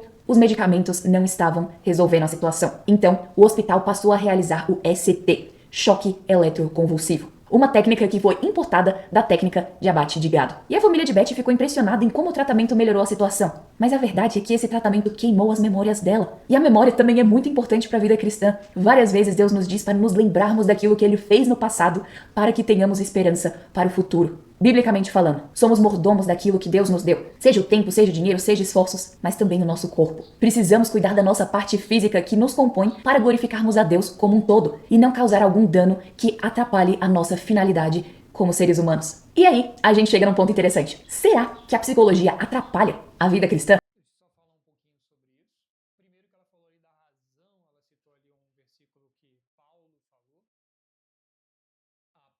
Psicoterapia também busca a pessoa, busca fazer com que a pessoa se torne mais racional. Uma das coisas que mais, dependendo da terapia também, né, muito levamos os pacientes a fazer é que eles questionem, que eles duvidem dos seus próprios pensamentos que estão causando mal. Pensamentos causam muito sofrimento. Se você está sofrendo por conta de um relacionamento, você está sofrendo porque você está pensando nesse relacionamento. Se você pensa muito em coisas ruins, você sofre muito. E às vezes quando sua cabeça está dizendo uma coisa ruim, tipo, eu não sou o suficiente, eu não sou capaz, o terapeuta, ele também ensina você a duvidar deste pensamento. Ou seja, não se deixe levar, seja mais racional, busque as evidências. Sua mente está dizendo que você não é capaz, tipo, de passar de um concurso público. Mas você não passou da prova tal, você não foi tão bem naquela matéria. Olhe as evidências, pense racionalmente sobre a sua vida, não seja apenas emocional. A terapia faz isso. E sobre o tratamento de choque, isso existe até hoje, é chamado eletroconvulsoterapia. É uma tristeza, tá? É uma tristeza. Eu já atendi pessoas que fizeram isso, infelizmente. Essas pessoas, elas estavam tentando tirar a própria vida, pessoas que tinham essa tendência. E é uma tristeza, né? Mas a gente precisa saber também como que estava o paciente, que é aquilo. Se depender de mim, não existiria isso. Mas eu não sei como que é esse paciente, eu não sei o que foi feito para ajudar ele antes, não sei se tudo foi feito. Por mim, leva a pessoa na igreja, onde quer que for, mas não faz esse negócio. Mas teria que entender esse negócio melhor, não é só falar é isso, tá? Porque eu sei que, como ela disse aí, a moça ficou melhor. Mas como ela também disse aí, não está errado, isso gerou algum tipo de dano. Não ficou melhor porque curou ela, ficou melhor porque você, é que nem a quimioterapia, né? Você mata as células cancerígenas. E aí a imunidade cuida de você para que você também não morra junto com as células cancerígenas. E aí você fica bom. Provavelmente é semelhante a esse tratamento aí, que é eletroconvulsoterapia hoje. Mas vamos lá. Pergunta: será que a psicologia atrapalha a vida cristã? Em 27 minutos de vídeo, já comecei, agora eu vou até o final. Será que ela está em oposição à fé cristã? Em uma pregação muito conhecida do pastor Paul Washer, falando sobre 10 acusações contra a igreja moderna, ele menciona uma que é a seguinte: Psychology and sociology have replaced the scriptures with regard to the family. E também, em um artigo recente, o pastor John MacArthur trouxe um ponto muito interessante quando ele diz: houve um tempo em que as pessoas se voltavam para os pastores, para a igreja e para a religião. E agora, a nova religião é a psicologia e a psiquiatria. Você recorre a eles e eles não têm a resposta, porque não entendem qual é o problema. Porque não entendem que o problema não é fisiológico, não é uma doença. Eles nem mesmo entendem isso. E descobri que outras pessoas também pontuam isso. Por exemplo, Abigail Shrier pontua que as pessoas fizeram da psicologia. Eu vou te mostrar uma coisa aqui, ó. A psicologia, muito da psicologia não entende essas coisas como uma doença. Eu vou ver se eu compartilho com você aqui. Espera aí. E vamos lá, ó. Google. Deixa eu ver se está aparecendo. Google. Ó. Como a psicologia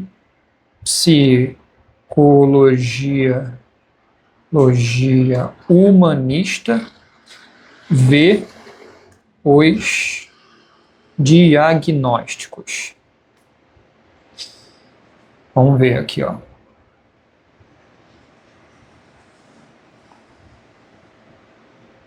Resultado. Eu vou perguntar aqui, melhor. É porque aqui não apareceu como eu gostaria. Deixa eu ver.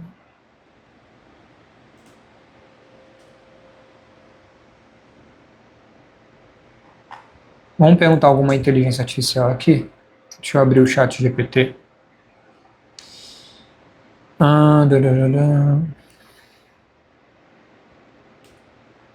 Peraí. Calma que eu já...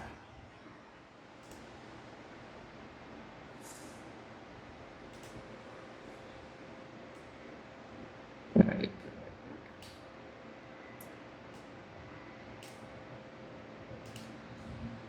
Deixa eu abrir o chat GPT. Como que a psicologia humanista enxerga os diagnósticos? No Google você encontra isso, tá? Eu encontrei em algum momento ali, eu fiz essa pesquisa antes. Mas vamos lá, só para você entender aqui. Eu quero dizer, a psicologia humanista, diagnósticos, aqui. A psicologia humanista adota uma postura crítica e cautelosa em relação aos diagnósticos tradicionais, como o DSM, lá. Ela foca no indivíduo. A psicologia humanista acredita que os diagnósticos muitas vezes reduzem os indivíduos a rótulos ou categorias. Em vez disso, prefere entender a pessoa como um todo e sua própria história e seu significado, tá? E tem aqui também, ó, ênfase na subjetividade, ou seja, não dá ênfase no físico. O diagnóstico tradicional tende a ser subjetivo e universal. A abordagem humanista valoriza a experiência subjetiva do indivíduo, priorizando o que ele sente e percebe. É só isso que eu quero dizer para você. A psicologia não vê o problema da pessoa como algo físico, não. A psicologia busca tratar aquilo que é subjetivo como algo subjetivo. Assim como a religião trata a alma, que é algo subjetivo, como algo subjetivo. Tá? Então, ela tem muito limite, está muito limitado. Logicamente, a moça aqui do Férias Tulipas fez uma pesquisa, e aí faz parte, é o trabalho dela, é o que ela quer mostrar, não dá para mostrar tudo aqui, e é o viés do canal dela. E ela pegou ali aquilo que vai de acordo com as ideias dela, não pegou aquilo que contrariaria. Eu não tenho opinião, né? Logicamente eu estou dando sim minha opinião, mas eu não quero tirar a razão dela e nem quero me dar 100% da razão também. A psicologia tem um ponto bom e um ponto ruim, assim como a religião também. Eu já atendi pastores, eu já atendo muitos religiosos, cristãos e etc. E tem muita coisa ruim na religião também, infelizmente. Por quê? Não é a religião, na verdade, são as pessoas. As pessoas. Quem está na igreja ali são pessoas. E pessoas fazem besteira, infelizmente. have made it into their religion, Yes. insofar as they don't seek out a pastor or priest or rabbi. Right. They go to the therapist. That's just understood. Right. By the way, That's right. even for religious Americans. Nós conversamos sobre isso no último vídeo e conversamos também sobre como os fundamentos da psicologia, seja com Freud, com Jung, com Skinner, com Rogers, com Reich, são opostos à fé cristã. E a simples leitura dos escritos deles e das suas biografias deixa muito claro que eles não eram, nem fingiram ser, sutis em suas posições anticristãs. Mas então, eu ouvi de pessoas que reconheciam que essas linhas da psicologia realmente são antitéticas à fé cristã, mas em seguida diziam que acreditavam que a psicologia e a terapia cognitiva e a logoterapia de Viktor Frankl seriam compatíveis com a fé cristã. Mas então, vamos analisar. Qual é a visão de mundo por trás dessas duas linhas? A psicologia cognitiva basicamente treina o ser humano para identificar o problema e parar com o hábito ruim. Parece ser a mais senso comum. À primeira vista pode parecer correto, mas não trata a raiz do problema e tem um fundamento antagônico à palavra de Deus. Em primeiro lugar, não reconhece a existência da alma. Portanto, trata o ser humano como se fosse um animal a ser treinado para se comportar bem. E faz isso porque tem como fundamento, Basicamente, a não reconhecer a existência da alma. O terapeuta não pode ficar trazendo isso, porque se o terapeuta, vamos supor que todo psicólogo reconheça a existência da alma, é a mesma coisa que pedir para o psicólogo colocar a religião dele na terapia. E aí, se for atender um cristão e ele for dar Umbanda, vai dar besteira, vai dar merda, né? Se ele for budista, etc. Então, para não dar problema, mesmo que o terapeuta seja cristão, ele tenta não colocar na sessão. Eu, na minha sessão, pergunto qual é a religião da pessoa, como eu não tenho religião definida, mas eu estudo constantemente. Tenho umas bíblias que estão ali, só que eu estudo também budismo, taoísmo e etc. Sou um homem que eu considero que eu tenho fé, acredito em Jesus Cristo, mas eu só trago isso na religião quando eu percebo que é bem-vindo, tá? Mas ela falou aí nada de ruim da psicologia cognitiva. A psicologia cognitiva tenta eliminar o hábito ruim, aí não considera a alma. Se começar a misturar, vai dar problema. Por que muitas pessoas não vão na igreja evangélica? Porque as pessoas que não vão na igreja evangélica são pessoas que acreditam em outra coisa. Por que o evangélico não vai na Umbanda? Porque o evangélico não acredita na questão no que é trabalhado na Umbanda. O psicólogo quer tratar as pessoas, o psicoterapeuta quer cuidar das pessoas. Ele não está interessado em salvar a pessoa. E aí ele, inclusive, não vai desencorajar a pessoa em frequentar a sua religião. É muito bem-vindo. Eu falei algumas vezes com alguns pacientes, vá à igreja, vá na sua religião, busque orar mais, porque isso é um bom hábito, isso é um hábito saudável, isso faz bem para muitas pessoas. Mas vamos lá. a teoria darwinista da evolução. Aaron Beck, o pai da psicologia cognitiva, se fundamentou muito em teorias evolutivas para elaborar a psicologia cognitiva. Isso significa que essa linha da psicologia deliberadamente fecha os olhos. Aaron Beck se baseou muito na psicanálise. Aaron Beck ele era psicanalista, e aí tinha uma premissa de Freud que os deprimidos eles tinham, acho que era pensamento de tristeza como pensamento principal. E o Aaron Beck descobriu que era um pensamento de desvalor, na verdade. Aaron Beck analisou os sonhos de uma pessoa, de uma deprimida, e depois começou a analisar, e ele criou uma coisa chamada tríade cognitiva. Pensamentos que você tem sobre si, sobre os outros e sobre o mundo. Então, se você pensar que você não vale nada, se você pensar que o mundo é hostil, que o mundo é perigoso, se você pensar que as outras pessoas estão te julgando a todo momento, você tem uma tendência a ter depressão. As pessoas se acham superiores, as pessoas não gostam de você, você tem uma tendência a ter depressão. Aaron Beck simplesmente percebeu claramente que os pensamentos interferem nas suas emoções. Se você tem e mantém pensamentos ruins na sua cabeça durante muito tempo, você vai ter emoções e comportamentos ruins que podem desencadear na depressão, ou seja, nada físico, completamente software, completamente mental, lógico. Ele vai tocar depois numa coisa física também, mas é um pedacinho pequenininho. E não se baseou nada de Darwin, tá? Psicanálise também não tem nada a ver com Darwin. Darwinismo, nada a ver com evolucionismo. Poderosa de Gênesis nega a imagem de Deus no homem, a sua liberdade e a sua responsabilidade moral. Mas nós, não tem nada a ver com negar. Beleza, ela tá falando de darwinismo. Aí beleza, Darwin sim, show, nega. A psicologia não. A psicologia apenas não toca nisso. A psicologia não nega, a psicologia só não toca nisso. O psicólogo, o terapeuta não toca nisso. como cristãos, olhamos para Gênesis 1 a 3 e reconhecemos a verdade gloriosa de que fomos originalmente criados à imagem e semelhança de Deus. Mas o pecado nos separou do Senhor. E a história não para aí, porque em Gênesis 3,15 já nos assegurava que viria alguém para pisar a cabeça da serpente e de uma vez por todas restaurar o nosso acesso à presença do Pai. A interpretação evolucionista de todos os dados da abordagem cognitiva contamina os diagnósticos e os textos. E agora, sobre a logoterapia. Além de ser amplamente questionada pelo reducionismo de Frankl e também pelos seus comentários infelizes que motivaram, por exemplo, o Museu do Holocausto em Washington, D.C., em 1990, a se recusar a vender o livro Em Busca de Sentido, a logoterapia é relativista, ou seja, não acredita em uma verdade absoluta. O problema de alguém não é que ela não encontrou uma razão de existência. O problema dela é o viver longe de Cristo, que é, objetivamente, o propósito da existência de toda a criação. O mundo inteiro é centrado em Cristo. Quem dirá a vida dos seres humanos? Cheguei à conclusão de que muitos cristãos caem na armadilha de acreditar em qualquer psicólogo que mencione Deus. Mas o próprio Senhor Jesus já nos alertou em Mateus 7,21, dizendo: nem todo aquele que me diz, Senhor, Senhor, entrará no reino dos céus, mas aquele que faz a vontade de meu Pai, que está nos céus. De que adianta seguir um psicólogo que diz Senhor, Senhor, mas que em seguida começa a prescrever remédios e diagnósticos fazendo exatamente o contrário da vontade do Pai?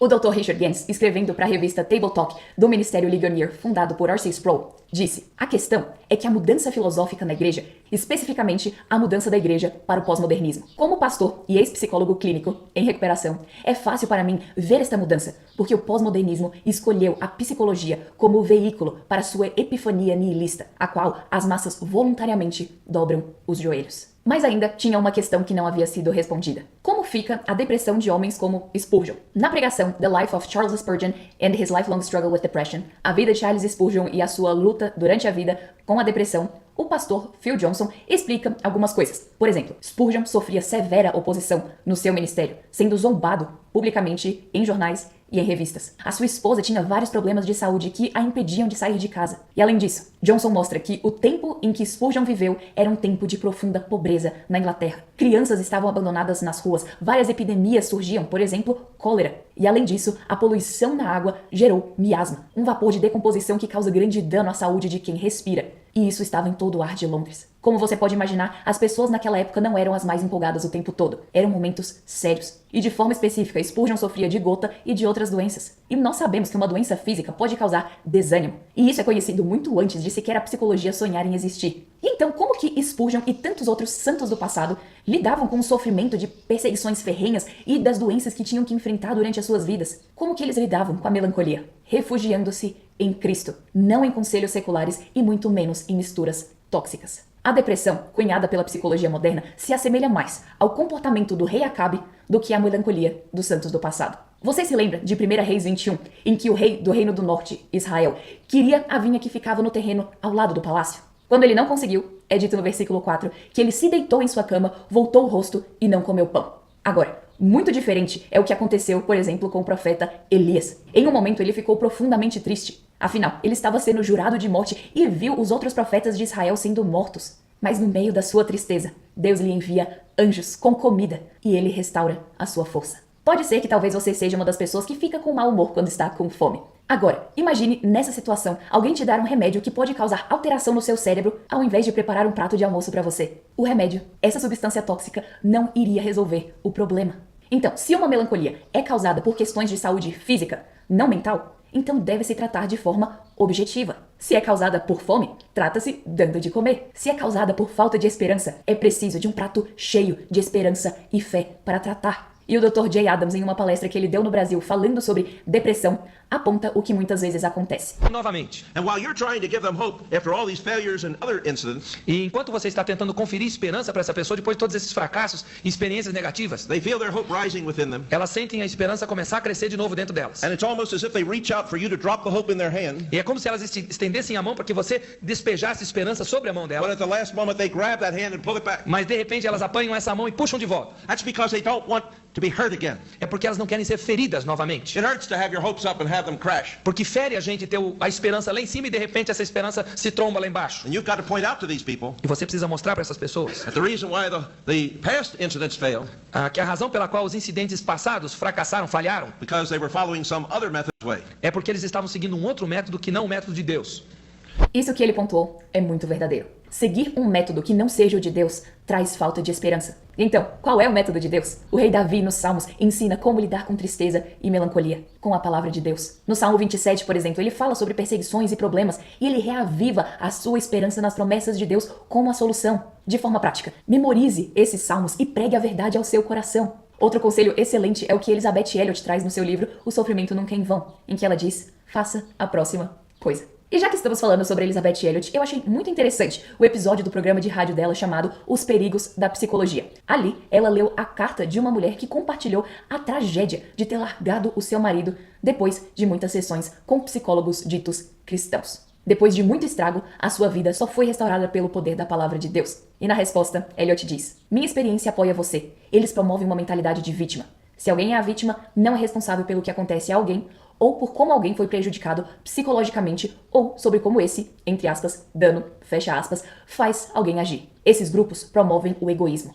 Eles pregam que a recuperação é fundamental. O colário de todos os outros devem ficar em segundo plano. A recuperação de alguém não é abertamente ensinada, mas profundamente enraizada na sua filosofia. Então, o que continuo tentando dizer às pessoas é que procurem primeiro Deus. Experimente Deus primeiro. Espere pacientemente por Ele. Ajoelhe-se, coloque seus problemas diante dele. Traga as suas tristezas para os pés da cruz. Será que Deus nos deu um caminho já pavimentado? A experiência do Senhor Jesus no Getsemane nos lembra que, até mesmo nos momentos mais sombrios e os sofrimentos mais severos, a resposta é ir ao Pai. E como o Senhor Jesus, devemos nos lembrar da alegria proposta, como é dito em Hebreus 12:2. E então, qual será o problema e qual é a solução? Eu gosto do que a autora Elizabeth Stuckey diz, que o eu não pode ser tanto o problema como a solução. Algo não pode ser simultaneamente o problema e a solução. Por isso, a Bíblia nos explica que o problema do ser humano é o pecado e a solução é a cruz de Cristo. Como vencemos o pecado? Pela santificação que o Espírito nos empodera para conquistar. É a verdade gloriosa de 1 Coríntios 10:13 que diz que Deus é fiel, portanto, juntamente com a tentação, Ele proverá o escape. Mas como lidamos com o pecado remanescente? O próprio Deus instituiu o aconselhamento bíblico, onde ferro afia ferro e coloca em prática o que Paulo ensina em 1 Tessalonicenses 5:11. Por isso, aconselhai-vos e edificai-vos mutuamente, como de fato já estáis fazendo. O aconselhamento bíblico é fundamentado na verdade bíblica de que não existe hábito pecaminoso que o poder de Cristo não possa vencer. E como Richard Gans diz, o aconselhamento bíblico expressa a exigência não apenas de nos livrarmos dos hábitos pecaminosos da vida sob o antigo regime, mas de nos revestirmos dos hábitos justos da nova vida em Cristo. Crer nas palavras de Deus não faz com que a luta desapareça, mas nos dá força para vencer as lutas. Essa é a verdade que faz com que o aconselhamento bíblico seja transformador. Nós cremos que o Espírito Santo age na vida dos crentes, santificando e consolando o coração, nos dando a força que precisamos para obedecer a Deus em tudo. Pessoas regeneradas por Cristo e santificadas pelo Espírito Santo são muito mais capazes para aconselhar do que profissionais descrentes, equipados com teorias evolucionistas, opiniões arbitrárias e ideologias cada vez mais anticristãs. Se você quiser aprender mais sobre como colocar em prática os princípios do aconselhamento bíblico, clica nesse vídeo aqui que eu tenho certeza que você vai ser edificada. Que Deus te abençoe e com a graça de Deus, nos vemos na semana que vem. Ótimo. O vídeo dela acabou, praticamente. Agora ela vai falar dos outros vídeos. Eu vou finalizar aqui com você, tá bom? Então, ó, muita coisa que ela fala tem sentido. Não discordo dela de tudo. Acredito sim que o aconselhamento bíblico pode libertar pessoas da depressão. Acredito que de pessoas da ansiedade. O aconselhamento bíblico e colocar em prática aquilo que foi sugerido a você. Se você tem um hábito ruim, mudando o hábito. Se você, por exemplo, qualquer tipo de... Se você está pensando muita coisa ruim, se você conseguindo mudar seus hábitos, seus pensamentos, você pode aprender isso no aconselhamento bíblico sim. Infelizmente, não está sendo suficiente para muitas pessoas. Eu super acredito e pretendo gravar vídeos que as religiões elas carregam uma psicologia muito profunda. Tem um versículo bíblico que eu estou tentando decorar, tá? Se não me engano é Mateus, talvez do 26 ao 34, não lembro. Mas quando Jesus fica falando muito da ansiedade, né? Qual de vocês pode acrescentar um dia de vida com toda essa ansiedade, né? Com toda essa preocupação? Olhai para os pássaros do céu, que não semeiam nem colhem, não ajuntam em celeiros, mesmo assim todo dia o Pai os dá o que comer. Não são vocês maiores do que eles? Se Deus dá a eles o que comer, quanto mais a vocês, homens de pouca fé. E etc, etc. Não está tudo decorado ainda, mas é um versículo muito importante para mim. Apesar de não ser frequentador de uma igreja com frequência, né? Não vou à igreja com frequência, mas vou. Mas o que eu gostaria de te dizer é o seguinte: não tem problema nenhum você não procurar terapia. Não tem nenhum problema se você aumentar a frequência que você vai na igreja, se você melhorar os seus hábitos através do aconselhamento pastoral, se você melhorar a sua vida, maravilhoso, Não precisa ir num terapeuta, não. Qualquer coisa que você fizer que resolva o seu problema, lógico, que resolva o seu problema e não prejudique nem você nem os outros, está maravilhoso. Você, inclusive, mesmo não indo no aconselhamento pastoral e não indo na psicoterapia, você também pode melhorar. Se você tiver força de vontade, mudar seus hábitos, se você tiver bons hábitos, corrigir a sua vida, corrigir aquilo que causa o problema. O que geralmente causa o problema ou é o ambiente, ou seja, outras pessoas que estão te fazendo mal, ou são seus hábitos externos e externos, comportamentos e pensamentos. Mas muitas pessoas não estão melhorando só com aconselhamento pastoral. Eu já atendi pastores, já atendi muitos religiosos de diferentes religiões, e a psicoterapia tem muito a ajudar aqueles que querem a ajuda da psicoterapia, tá bom? Muito bom o vídeo, muitas coisas interessantes, muita coisa aqui foi muito enviesada. Lembrando que, para ela construir esse vídeo, ela pesquisou, encontrou aquilo que validaria os argumentos dela, que vai de encontro ao que ela queria, encontrou e produziu esse vídeo. Quase certeza absoluta, tá bom? Ali na frente dela, ela tá lendo ali, você vai ver cortes no vídeo, tá? Todo mundo que grava vídeo sabe disso, e não tem problema nenhum nisso. Mas, ou seja, ela reuniu um material e tá falando, mas nesse material que ela buscou, né, isso não é o todo, tem muita coisa. Ela não sabe, não entende de todas as abordagens terapêuticas, ninguém entende, mas tem muitas, mas ela não entende o básico. Ela está achando que para um psicólogo ou psicoterapeuta, um terapeuta ser um bom terapeuta, ele deveria pregar o cristianismo como ela está pregando no vídeo dela, e que se ele não está falando de alma e que tem que aceitar Jesus Cristo, é porque o psicoterapeuta é ruim e é anti-fé cristã. Tá super errado isso. Isso cria problemas. Quando você é religioso demais e fica tentando impor, fica enchendo o saco dos outros, você se torna um chato e às vezes você afasta pessoas. Tem muita gente que saiu da igreja porque, de certa forma, pegou nojo de cristão. E quem vem a mim falando isso, eu falo, ó, eu conheço muitos cristãos e muitas igrejas legais. E se te fazia bem, busca outra e volte. Não pare. Não saia. Mas tem que tomar cuidado com um comportamento determinista, insistente. Tem que saber falar com os outros sem arrogância, sem se achar o dono da verdade. Os cristãos não entendem a Bíblia. Eu sei que pode parecer prepotência minha, mas segundo o meu entendimento, que eu continuo estudando, muitos não entendem a Bíblia corretamente. Muitos não entendem a mensagem corretamente. E isso cria, às vezes, o comportamento exagerado. Muitos acham que é muito mais importante você falar eu aceito Jesus do que você apresentar um comportamento semelhante a Jesus. e que se você estiver se comportando semelhante a Jesus, mas não disse, eu aceito Jesus, está frequentando uma igreja, então você não é um cristão. Quando, ao meu ver, se você tem um comportamento semelhante a Cristo, você é muito mais cristão do que alguém que só diz, eu sou cristão. Então, obrigado se você assistiu até aqui, tem 1h40, o vídeo dela aqui tem 41 minutos, então foi um vídeo talvez o mais longo que eu gravei nesse canal, e é bom porque esse vídeo não vai ter edição, eu vou só simplesmente juntar o vídeo da tela que eu gravei dela e o meu vídeo aqui, e vou postar, tá bom? Se você tiver algum vídeo e gostou dessa reação aqui, gostaria que eu reagisse a algum outro vídeo, ou tiver uma sugestão de vídeo, coloque aí de baixo. Sinta-se à vontade para falar bem, falar mal, tá tudo bem, não tem problema nenhum. Critique, elogie, mas diga o que você achou da minha reação, tá bom?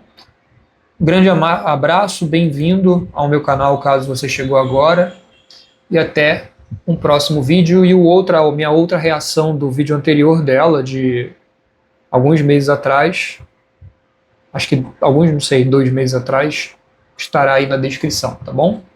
Grande abraço e até a próxima.